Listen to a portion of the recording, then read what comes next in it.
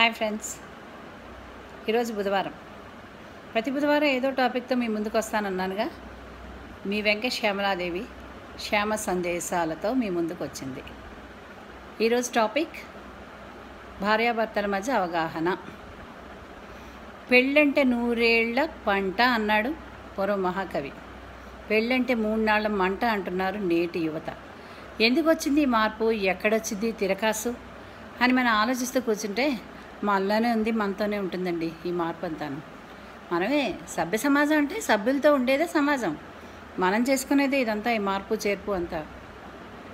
పూర్వం అంతా అలా చేసేవారండి, మేము ఇప్పుడు అలా చేయవండి అంటే పూర్వం అన్నం తినేవారు, సూర్యుడు తూర్పుని ఉదయించేవాడు, పడవన్నే నిద్రించేవాడు, పంచభూతాలు తన పనులన్నీ తను అప్పటి నుంచి అనాథుండి చేసుకొస్తున్నాయి. ఏవి మార్పులు వచ్చాయి? ఎందుకు ఈ సమాజంలో ఇప్పుడు ఈ మార్పు రావాలి? వస్తుంది. ఎందుకు అంటే అవగాహన లేకపోవడం. భార్యాభర్తలు నువ్వు నేను కలిపి మనం అనుకుంటే అన్యోన్యం, నువ్వు నువ్వే నేను నేనే అంటే అగాధం. సింపుల్ ఈక్వేషన్ ఇది, సింపుల్ చిట్కా. ఇది తెలుసుకోలేక 3 నాళ్ళకే భార్యాభర్తలు కోర్టులు పెట్టి లెక్కేస్తున్నారు విడాకుల కోసం. ఏం చేస్తాం? ఎందుకు వచ్చింది ఈ మార్పు? ఎలా, ఏమిటి చెయ్యాలి దీనికి? ఏమీ లేదండి. దీనికి పునాది నమ్మకం. భార్యాభర్తలు ముందుగా వేసుకోవాల్సింది నమ్మకం అనే పునాది కాంక్రీట్గా వేసుకోవాలి. ఆ నమ్మకం అనే పునాది మీద భవనాన్ని నిర్మించుకొని జీవితాన్ని 100 ఏళ్ళు సాగిస్తాము అని ఒకరికొకరు ప్రమాణం తీసుకొని సాగించాలి. 3 రోజులతో అయిపోయేది కాదు వివాహ బంధం. 100 ఏళ్ళు వివాహ బంధాన్ని నిలబెట్టుకోవడానికి నమ్మకం అనే పునాది ఆరంభంలోనే వేసుకోవాలి. స్త్రీని ఎలా వర్ణించారంటే అసలు ఏంటంటే, మీరు ఎప్పుడు స్త్రీ గురించే చెప్తారు, ఆడవాళ్ళ గురించే చెప్తారు, మగవాళ్ళ గురించి చెప్పరా అంటే చెప్పను.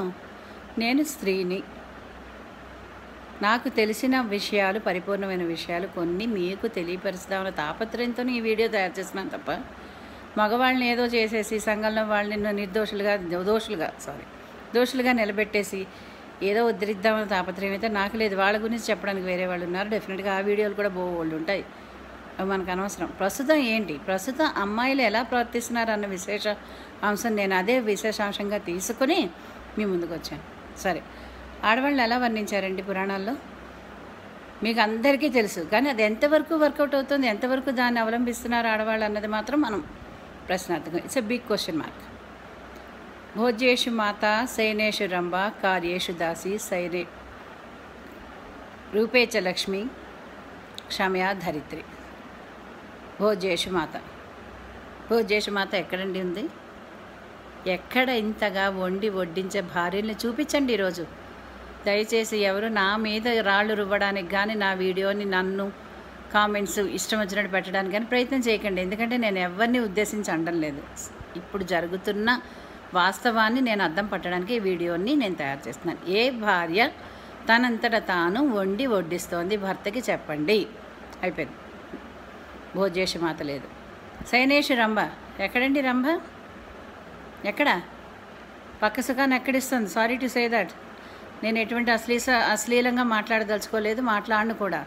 నా ఉద్దేశం అది కాదు. రాత్రి 2-3 వరకు ల్యాప్టాప్లు పట్టుకొని కూర్చుంటారు. ఎవరి ల్యాప్టాప్లు వాళ్ళదే, ఎవరి ఫోన్లు వాళ్ళదే, ఎవరి బెడ్ వాళ్ళదే. అయిపోయింది. సైనేషు రంభ. కార్యేషు దాసి ఎక్కడ చేస్తుందండి? దాసి అంటే కాళ్ళ కింద అణిగిమణిగి ఉండిపోయి భూమిలోకి అధపాతాళలోకి వెళ్ళిపోమని ఆడదాన్ని అనడం లేదు. భర్తకి కానీ ఎవరికైనా సేవ చేసినప్పుడు దాసి అంత వినమ్రంగా చెయ్యాలి పని.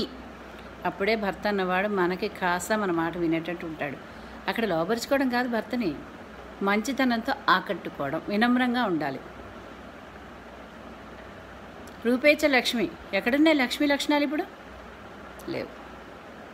లేవు. 5వ తనం అంటే పూర్వం, ఇప్పుడు ఏదో హేతువాదులు అందరూ అంటారా పుట్టుకతోనే అన్నీ వస్తాయి ఆడదానికి, పువ్వులు గాజులు అన్నీ వస్తాయి. కానీ పెళ్ళాక వచ్చే మంగళసూత్రాలు మట్టెలు అవి వాడు పెడితే వాడు కడితేనే వచ్చాయి. భర్త అన్నవాడు భర్త పక్కన ఉండాలి. మనం ఎంత బిల్లు చేసినా క్రెడిట్ కార్డు గీకడానికి, డెబిట్ కార్డు గోకడానికి భర్త అన్నవాడు పక్కన ఉండాలి.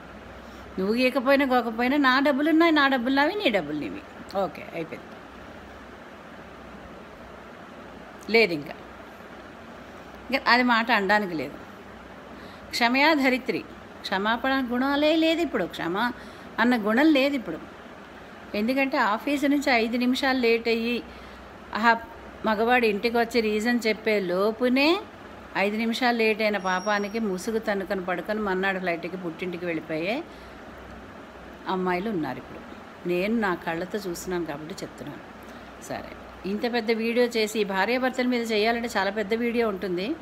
మీకు ఓపిక ఉంటుందో లేదో, అవగాహన పెరగాలంటే ఏం చేయాలన్నది నెక్స్ట్ వీడియోలో నేను చెప్తాను మీకు.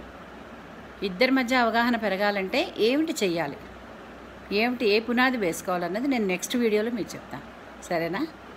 సరే, బాయ్.